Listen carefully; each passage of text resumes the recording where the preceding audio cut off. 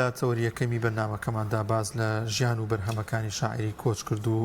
مامۆستا گۆران عەباس دەکەین کە بەداخەوە لە سەرەتای ئەم مانگەدا کۆچی دوایی کردووە بە ڕووداوێکی کتوپڕ و ئێمە باز لە بەرهەمەکانی دەکەین و باز لە ژیانی دەکەین و لەگەڵیدا یەکێک بوو لەو شاعرە هەستناسکانە یەکێک بوو لەو شاعرانەی کە لەسەر ڕێچکەی میانڕەوی شعری دەنووسیوە بۆ نیشتیمان بۆ ئاین و هەموو ئەو بەرهەمانی کە هەیبوون کاریگەریەکی زۆریان هەبوو لە کۆمەلگاداوە زۆرێک لە شاعیران و ئەدیب دۆستان هەمیشە بەردەوام بە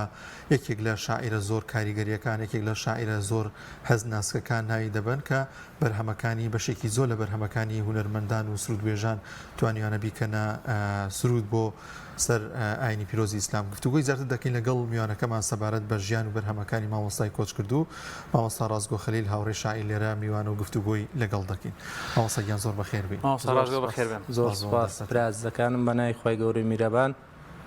سڵاو ڕێزبانێ لە خزمەتی بەڕێستانە و لە خزمەتی هەر بینەرێکی عزیز و خۆشەویست کە ئێستا لە شاشە ڕەنگینەکەی پەیامەوە ئێمە دەبینێت خۆ بەخێر بێ سەر دوو چامان مامۆستا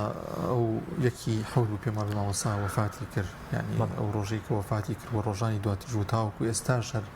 کاردانەوەیکی زۆری هەبوو لە کۆمەلگاوە زۆرێک لە هاو نیشتیمانیان و خەڵکی بەداغ بوون بۆ لە دەستدانی مامۆستایەک و شاعرێکی هەزناسکی شێوی مامۆستا گۆران عەباس بەڵێ بەنای خۆی گەورەی میرەبان ئینا لیلا و ئینا ئیلەیهی ڕاجعون یەکێک لە ساتارە سەختەکانی مرۆڤ بریتیە لە دەستدانی ئازیزانی خۆی گەورەش لە قورئانی پیرۆزدا بە موسیبەت وەسفی کردووە بەڵام بۆ دڵدانەوەی مرۆڤ تەنها ئاینەیەت سوکنایی بە مرۆڤ بەبەخشێ ئارامی پێبەخشێت خۆی گەورە لە قورئانی پیرۆزدا بێ بڵێن ئینا لیلا وئینا ئیلەیهی ڕاجعون هەنی ئێمە هی خۆی وەگەڕێنەوە بۆ لای کێ بۆ لای خۆی گەورە ئێستا مامۆستا گۆرانی خۆشەویست خوا لێی خۆش بێ دیاری خوا بوو و بەندەی خوا بوو گەڕاوەتەوە لای خوا چی لەوە خۆشتر ئەو کەسەی کە عەزیز و خۆشەویستە بچێتەوە بۆ لای دروستکارەکەی بەدیهێنەرەکەی کە خۆی گەورەی میرەبانە هەرەمەیە کە سەبووری بە ئێمە بەخشێ ئەوەی زیاتر ئێمەی دڵگران کردووە باشە دنیایەکەی نیەنێک لە نیەنێکی قورس لە مردنا هەیە ئەوی ژەوەیە ئەو کەسانی کە خۆشمانەوێن کە عومرێ لەگەڵیانە ژیاوین کە هەموو ژیانمان پڕە لە یادگاریەکانی ئەوان لە ناکاوە لە بەرچاوە ون دەبێت نایبینیتەوە مەگەر لە دنیایەکی تر لە دوا ڕۆژدا بە دیداری شاد بیتەوە ئێمە دڵگرانین بۆ ئەوەی مامۆستایەک پێشەوایەک سەرکردەیەکی لاوان قەڵەمێکی بە بەڕشت خزمەتکارێکی پەیامی ئیسلام خزمەتکاری دین و ژینی ئەم کۆمەڵگایەمان لەدەستدا و دڵنیام هەمیشە خی گەورە شوێنی مرۆڤ باشەکان پڕەکاتەوە بە خێرایی ئینشاءڵڵا هەروە بێ هەزاران جار ڕۆحی شاد بێ مامۆستا گۆران مامۆستا ڕازگۆ مامۆستا گۆران چۆن ژیانی چۆن کورتێک لە ژیانی مامۆستا گۆرانی خۆشەویست لە یەکی حوتی ساڵ 1970 لە شارەدەی تەوێڵەی هەورامانی ڕەنگین چای بە دنیا هەڵێناوە قەدەری ئیلاهی ئاوایە هەر لە یەکی حوتە 2023 لە تەمەنی 51 ساڵیدا چاوەکانی لە یەک دەرێت هەر لە شارەدەی تەوێڵش بەڵێ هەر لە زێدی باو باپیرانی لەوێ کۆچی دواییەکە مامۆستا گۆران ژیانی دابەشەکەین بە چەند بوارێکە بوارێکیان وەکو مامۆستایەک وەکو پەروەرشیارێک وەکو پەروەردەکارێک بۆ بەشێکی ژیانی بریتیە وەکو ڕاگەیاندکارێکی سەرکەوتوو و وەکو سەرکردەیەک و کەسێکی کارامە لە بواری ڕێکخراوی NGOی وەکو نووسەرێک و شاعیرێکی هەڵکەوتوی دیاری ئەم سەردەمە بە خێرایی لەبەرەوەی کاتمان کەمە مامۆستا گۆران لە سەرەتاکانی ساڵی 2000 وەکو مامۆستایەک لە گوندی ماسیدەر لە قەزای پێنجوێن دامەزرێت دەرچووی پەیمانگایە فەرمانگای مامۆستانی سلێمانیە نزیکەی 20 ساڵ خی گەورە بواریە کە لە بواری پەروەردەیە خزمەت بنەوە و ڕۆڵەکانی ئەم گەلە بکە و پاشان ئەم 2 ساڵی دوایی مۆڵەتی بێموچەی کرد بوو بە بەڕێوبەری ڕێگە پێدراوی وایز ئەکادیمی دیسانەوە هەر خزمەتە لە بواری پەروەردەدا هەر ئەمە وەکو مامۆستا وەکو کەسێک کە لە بواری NGO و ڕێکخراوەیە کارێکی مەزنی کردووە بە مناومناوە پیاوی پرۆژە گەورەکان بۆ خزمەتی دین و ژین و پەروەردە و ئەخلاقی تاکی کۆمەڵگای کوردی. مامۆستا گۆران لە ساڵی 2005ەوە وەکو کارگێڕی بەشی ڕووناکبیری سەنتەری گەشەپێدانی چالاکی لاوان کاری کردووە. لە ساڵ 2010دا بۆ بە بەڕێوەبەری گشتی سەنتەری گەشەپێدانی چالاکی لاوان کە سەرپەرشتیاری 16 لقی کردووە لە سەرتاسەری کوردستاندا. هەروەها ئەمە بواری ڕێکخراوەیەکەیەتی. لە بواری بچینە بواری ڕاگەیاندن مامۆستا گۆران سەرەتا کە لە پەیمانگەی مامۆسان بۆ لە شاری سلێمانیا ژیاوە لە تەلەڤیزیۆنی یەکگرتوو کاری کردووە ماوەیەکی زۆر، پاشان ڕووی لە ڕادیۆینەوە کردووە ماوەیەکی زۆر لە ڕادیۆینەوە کاری کردووە و دوایی هاتوۆتە سەنتەری گەشەپێدان گۆڤارێکی دەرکردووە کە خۆی سەرنووسەری بووە، گۆڤارێکی فکری معریفی بۆ بە ناوی نمانە و لەگەڵ بە ڕێزیا پێکەوە گۆڤارێکی ترمان دەرکرد بە ناوی پرۆژە و دوای گۆڤارێکی تری دەرکرد خۆی سەرنووسەر بوو بە ناوی پەنجەرە. ئەمە بوارە جگە لەوەی خاوەنی سێ بەرهەمە وەکو سێ بەرهەمی شیعریە کە ناوی ناوە خەمەکانی نیشتیمان، دوای پێتانەڵم بۆ ناوی ناخەمەکانی نیشتیمان. بەرگی یەکەمی لە ساڵی 2002 چاپ کردووە کە 42 شیعر و 400 لاپەڕەیە. بەرگی دووەمی خەمەکانی نیشتیمانی لە ساڵی 2007 چاپ کردووە کە 27 شیعرە و 263 لاپەڕەیە. بەرگی سێئەمی شیعرەکانی هەر بە ناوی زنجیرەی خەمەکانی نیشتیمان، بەڵام نیشانەکەی گۆڕی بۆ پیری فکر. ساڵی چاپ 2012 40 شیعرە 192 لاپەڕەیە. ئەوەی کە من بینیم لە فەیسبووکەکە ئەو ماوە لە یەک دابڕین ئەو لە سەنتەری گەشەپێدانی چالاکی لاوان نەما هات وایز ئەکادیمی لە فەیسبووکەکە لە کۆتایی 2002 نووسێتی چاوەڕوانی بەرگی چوارەمی خەمەکانی نیشتیمان بووین. 2022 بووبوورە. خوای گەورە ئەو دەرفەتەی نەیە کە چاپی بەرگی چوارەمی خەمەکانی نیشتیمانی مامۆستا ببینین و هیوادارم ئەو کەسانی کە خزمەت بە ئەدەبی ئیسلامی ئەەکەن ئەو کتێبەی دڵنیام ئامادەیە چاپی کرد. زۆر باشە مامۆستا، لە کاتی وەفاتیدا زۆرێک لە هاوڕێکانی زۆرێک لە ئەدیب دۆستان یعنی بە کلێنێکی گەورەی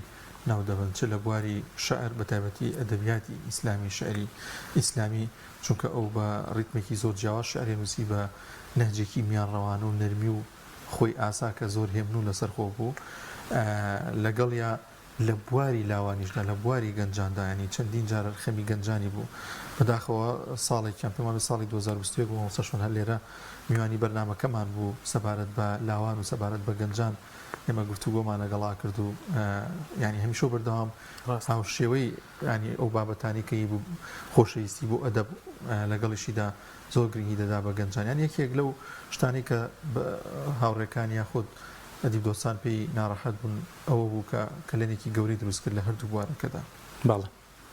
ئێمە گەر بە خێرایی گوزەر کەین بە ناو مێژووی شعری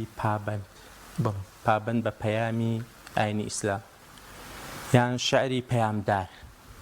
نایبنێ شعری پەیامدار، هەنێک ناوێ ناوە شعری مولتەزیم یان شعری ئیسلامی، بەڵام من ناوێنێم شعری پەیامدار، شعرێک کە پەیامی هەیە بۆ ژین و ژیان و دنیا و دووە ڕۆژی هەموو مرۆڤایەتی و بە تایبەتی کورد لەم قۆناغە پێویستی بەم جۆرە شعرەیە. قۆناغی کلاسیک ئەگە بە بابەتایری هەمەدانی دەستی پێکردوێ کە ئەکاتە لە سەدەی کۆتایی سەدەی دە و سەرەتای سەدەی 11 کە شاعیرێکی عارف و ئەهلی تەسەوف و عیرفان بوو، بەو دەستی پێکا کە بە شێوازاری لوڕی نووسراوە. دوای وردە وردە تا گەینە قۆناغی سەرەتای سەدەی 19 و هاتنی نالی شاعیر و دوا بە دوای ئەو مەحوی و کۆتایاتنی کلاسیک لەناو ئەدەبیاتی کلاسیکی کوردیە. لەبەرەوەی زۆربەی شاعیرانی کوردمان دەرچووی قوتابخانە و مەدرسە و حوجرە ئاینەکانن، زۆربەی شعری ئاینی و مناجات و ستایشی خوا و پێغەمبەر درودی خوای لەسەر بێ بەشێکی فراوان لە ئەدەبیاتی کلاسیکی کوردی پێکەێنێ. لەگەڵ هاتنی بیری ناسۆلیانزم و پەیدابوونی شەڕی گیانی و پەیدابوونی بگرە و بەردە لە نێوان نەتەوەکانە کوردیش ڕووی لە ئاراستەیە کرد بە ناوی شعری ڕۆمانتیک و شعری ڕیالیزم لەو قۆناغەدا زۆرترین شاعرانی کورد لەو قۆناغەدا واتە لە سەرەتای سەدەی 20 تا ناوەڕاستی سەدەی 20 لەو کاتەیە بڵێن تەنها شاعیرێک هەستی دینی زیاتر ڕەنگیاوەتۆ لە شعرەکانە پیرەمێرد و هەروەها بێخود و لەگەڵیشیا ئەوانی تر بەو شێوەیە نابینم قانعی شاعیر کە لە ڕۆمانتیک و ڕیالیزمەکانە شعری ئاینیانەیە لە دوای پەیدابوونی بیری ئیشتراکیەت و بیری چەپ و مارکسیەت و ئەلمانیەت و ئەم بیرانە و کۆمەڵێک پەیدابوون بەنای ڕوانگەکان و هاتنە مەیدانی شعری ئازاد شعری حۆڕ لە ناو ئەدەبیاتی کوردیدا معجیب بوون بە فەلسەفەی غەربی و ئەم بیرە دنیایانە شعری کوردی بە تەواوەتی لایەنی ئاینی فەرامۆش کرد و ونی کرد بەڵام خۆشبەختانە لە سەرەتای ساڵی هەشتاکان بەهۆی پەیدابوونی دوو ڕەوتی ئاینی بزوتنەوەی دینی لە ناو کورداییان ئیخوانیەکان بوون ئەوەیەکیشیان باڵە پەیدابوونی هێزی جیهادی بوو لەم حاڵەتەیە کۆمەڵێ شاعیر هاتنە مەیدانەکە لەوانە کە دەنگی دیاری ئەو قۆناغە بوون شاعیرەکان بریتی بوو لە مامۆستا مەلاکرێکار هەروەها مامۆستا نەبەزەورامی کاک وەرزێر کاک شوان هەورامی کاک جەمال حەبیبوڵڵا بێدار مامۆستا جوتیار مامۆستا سەردار حەمەلاوباکی خوا عەفوی خوا لە گوناهکانی خۆش بێ کاک ئەحمەدی موفتیزادە ئەمانە هاتن بەڵام دوو نەفەسی جیاواز بوون نەفەسێکیان هانی ڕۆڵەکانی گەلیانەیە لە پێناو جیادکردن بۆ ڕزگاربوون لە زوڵم و ستەم جگە لەوەی خزمەتێکیان بە پەیامی ئاینی ئیسلامە کرد بەڵام لە سەرەتای ساڵی 90ەکانەوە کۆمەڵی شاعیری تر هاتنە مەیدان لەوانە مامۆستا گۆران عەباس خوا لێی خۆش بێ شەید کۆساری خوای گەورە بە شەید قووڵی کا مامۆستا ئەکرەم عەنەبی خوا لێی خۆش بێ مامۆستا غەریب پێنجوێنی مامۆستا عادل شازواری مامۆستا عەبدوڕەحمان تاوەگۆزی کاک ئیبراهیم نەقوڵی خوا عەفوی کا دکتۆر عیرفان مستەفا مامۆستا تەحسین حەمەغەریب کاگاری عەبدولەتیف کاک ئەحسەن حەسەن ئەمانە ئەو کۆمەڵە شاعیرانە بوون کە بە شاعیری پەیامدار یان مولتەزیم یان شاعیری ئاینی ئەتوانن وەسفیان بکەین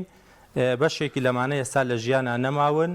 و بەشێکیشیان دابڕاون لە دنیای شەعر بەڵام مامۆستا گۆران توانی کۆمەڵە دایانانی گەورە لەم دنیا شعرێدا بکە جگە لەوەش کە توانی داهێنانێکی گەورە بکە دەنگێکی بەردەوام بوو هەنی دانەبڕا لە دنیای شعر مامۆستا ڕاستگۆیانی بپرسین داهێنانەکانی چینیان جیاوازی قەڵەمەکەی مامۆستا گۆران عەباس لەگەڵ قەڵەمەکانی هاوسەردەمی خۆی و هاوفکری خۆی بەڵێ مامۆستا گۆران عەباس لە شعرەکانیدا وەکو مرۆڤێکی پەیامداری موسڵمانی کورد هەم شعری ئاینی نووسیوە هەم شعری نیشتیمانی تێکەڵ بەو بیرە ئاینە کردووە کە ئەمە یەکێک بوو لە داهێنانە هەرە جوانەکانی جگە لەوەی شاعیرێک بوو نەی ئەتوانی بەرامبەر نادادی و گەندەڵی و بێدادی بێدەنگ بێت و زۆربەی شعرەکانی ئەوەی من خوێنەوەم بۆ ناوڕۆکی شعرەکانی کردووە ئەتوانین سێ شاعیر لەم شاعیرانەی کە باسمان کرد شاعیرانی پەیامدار لە ساڵی هەشتاکانەوە هەتاوکە ئێستا کە ساڵی 2023 سێ شاعیر لە شعرەکانیدا زۆر خۆشەویستی پەیامبەری نازدار و سەروەر و تاجی سەرمان ڕەنگەیاتەوە لە شعرەکانیان یەکێک لەوانە مامۆستا کرێکارە کە خۆشەویستی پێغەمبەر لە شعرەکانیان ڕەنگەیاتەوە زۆر بە جوانی لە دیوانە شعرەکانیدا یەکێکی تریان خوا لێی خۆش بێت بریتە لە مامۆستا ئەحمەدی موفتیزادە ئەوی تریان بریتە لە گۆران عەباس مامۆستا گۆران عەباس خۆشەویستیەکی زۆر بێ ئەندازەی بۆ پێشەوای مرۆڤایەتی پەیامبەرمان هەبوو ئەوەی من خوێندنەوە بۆ سێبەرگە شعرەکەی کردووە بەشێکی زۆری هۆندراوەکانی بریتە لە خۆشەویستی پەیامبەر جۆرێکی تر شعری هەبوو بریتە لە شعری مناجات و ڕاز و نیاز لەگەڵ خودایە لە ئەدەبیاتی عیرفانە دوو جۆر شاعیرمان هەیە شاعیرێکیان بریتە لەوانەیە کە ئەهلی زوهد بوون و خەوف بوون و لە بەرهەمە ئەدەبیەکانیان زیاتر خەوف و ترس لە خوا ڕەنگایەتەوە. شاعرێکی تری عیرفانیمانە بوو پیانەوتێ شاعیرە عاشقەکان، ئەوانەی کە خۆشەویستی خوای گەورە زیاتر ڕووە میهرەبانەکەی خوای گەورەیان دەرەخست. لە شارەکانی مامۆستا گۆراندا مناجات و ڕازونیاز و پەیوەندیەکی قوڵی خۆشەویستی هەیە لە بینی خۆی و کردگارەکەی کە خوای گەورەیە، جگە لەوەیش یەکێکە لە شاعیرە عاشقەکانی خوای گەورە، ینی زیاتر دیوە میهرەبانی و بەخشندەیی و ڕەحمان و ڕەحیم و ئەو بەشەی سیفەتانەی خوای گەورە لە شارەکانی مامۆستا گۆران عەباسە ڕەنگەیاتەوە. ئەوەی من کە خوێندنەوەم بۆ شعرەکانی کردووە. جۆرە شعرێکی پێوتێش بڵێن لە ئاستی وەصفی ڕەسوڵە درودی خوای لەسەر بێ، یەکێکە لە قەڵەمە بەبڕشتەکە، لە ئاستی مناجاتە، یەکێکە لە شاعیرە هەرە پایەدارەکان. شعرێکی هەیە ئەگەیەنێ بە ئاستی عەبدوڵڵا پەشێو، ئەویش بریتیە لەوەی ئەم شاعیرە ناتوانێت بێدەنگ بێ بەرام هەموو ئەم بێدادی و نەعەدالەتیە کە بەسەرمانە هاتووە لە هەر قۆناغێکا بێت، زۆر بە جوانی بێباکانە ڕاشکاوانە بەهێزانە ڕوبەڕووی گەندەڵی بووەتەوە، ڕەخنەیەکی قوڵی بەهێزی توندەیە لە دەسەڵاتی سیاسی لە ناو شعرەکانیدا. هەرماوەسا ڕازگۆ خەمی نیشتیمان هەر خۆی بۆ خۆی جۆرێک نییە لە پەیامێکی گەورەکە ناوشانی بەرهەمەکانیەتی. بەڵێ خوا لێ خۆش بێ گفتوگۆم لەگەڵا کرد بۆچی ناوینا خەمی نیشتیمان، چونکە ئێمە بەداخەوە بە حکمێوی زیاتر لە ناو کار و چالاکی و پرۆژە و چونکە لە 2010 بەڕێوەبەری من لە سەنتەری گەشە پێدا من شکارگەری بەشی ڕووناکبیری تا ساڵی 2022 بە یەکەوە بووین، زیاتر دەرفەتی ئەدەبی وەکو ئەوەی کە منیش قەڵەمێکم لە بواری شعردا، دەرفەتی ئەدەبی و قسەکردن لەسەر شعر زۆر کەم بوو، ئەوەندەی قسەمان لەسەر پرۆژە و کار و چالاکی و ئەنجامدانی کار و کاری ڕێکخراوەی و خزمەت بەلاوانە بوو، ئەو نە دەرفەت نەبوو قسە لەسەر دەبکەم. بەزەمون بۆ مامۆستا خەمەکانی نیشتیمان بەڕاستی ئەو نیشتیمانی خۆشەویست وە دڵسۆزترین و پاکترین و دەستپاکترین و دەمپاکترین کەس بوو بۆ ئەم نیشتیمانە، وای دانا ئەم نیشتیمانە هەمووی هەر خەم بوو، چونکە مامۆستا گۆران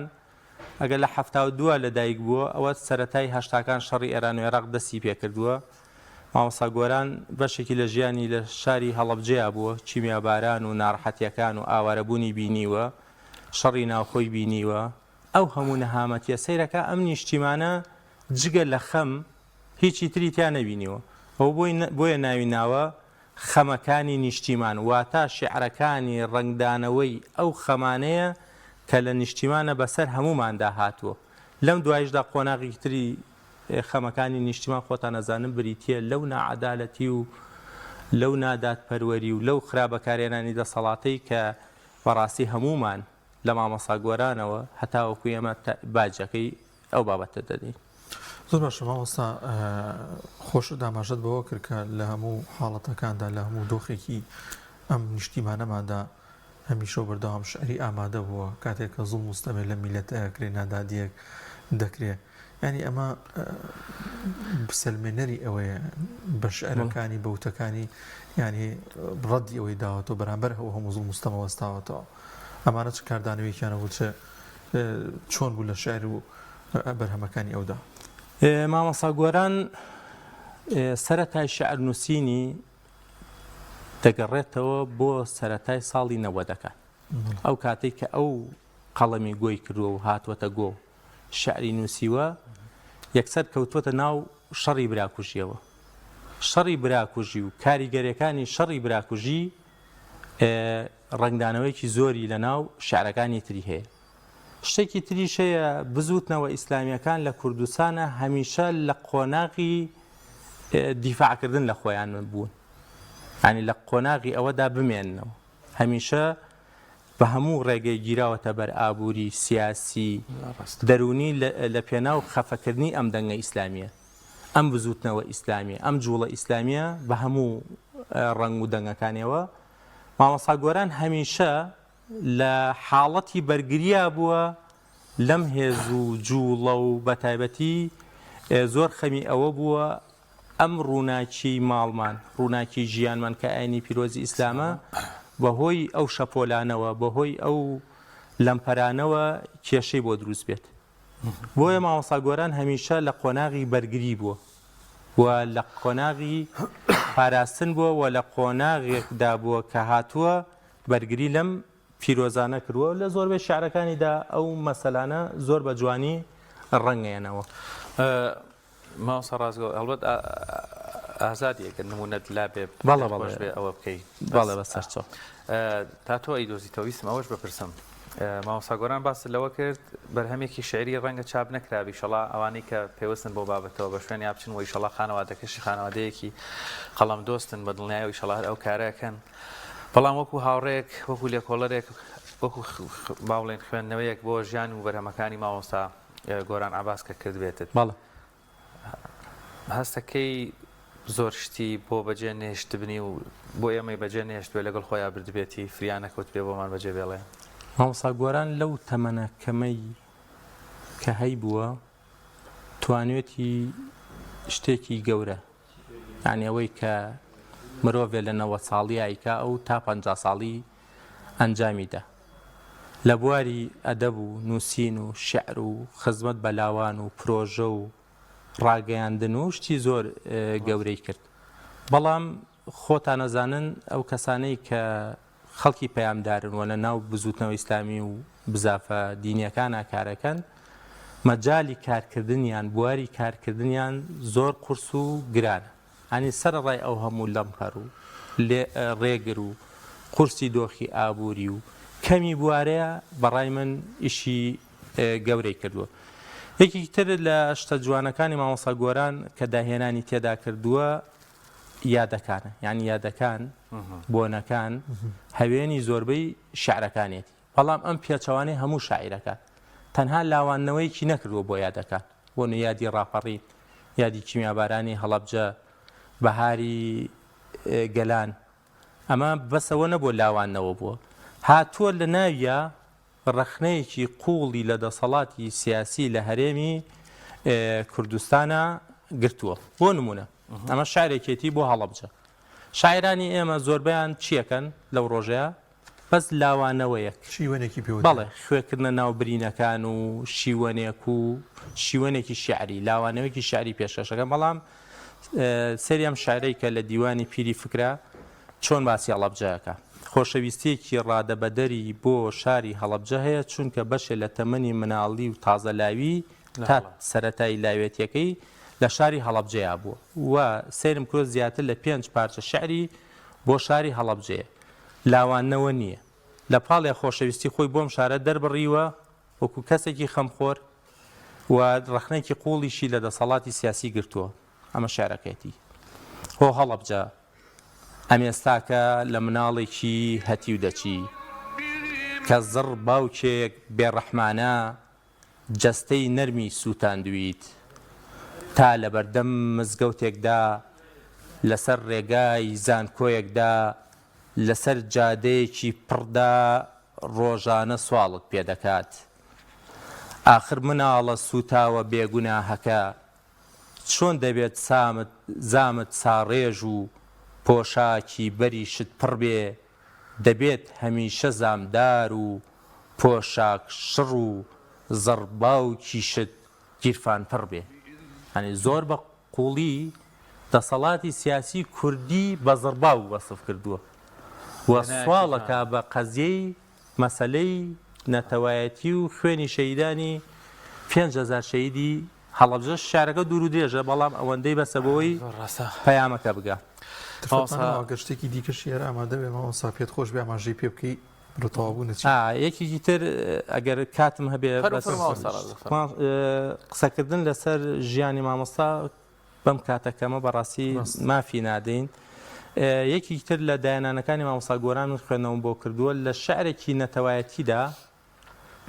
شعرێکی نیشتمان پەروەریدا تابلۆیەکی کێشاوە تابلۆی هەموو شارەکانە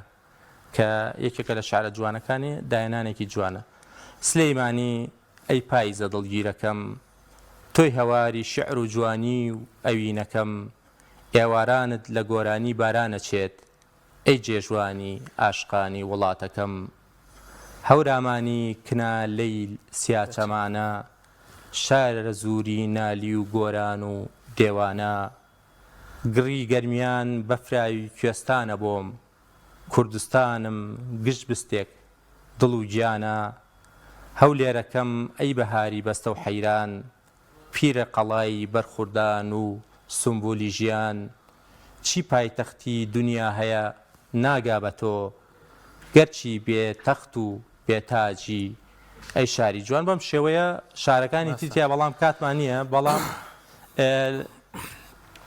شارێکی ترێ بۆی ئەم پیاوە چەند خۆشەویستی خوای گەورە و هەروەها خۆشەویستی پەیامبەری لە دڵدایە ئەم شارەی بۆ خودای من ئەی خودای هەمووان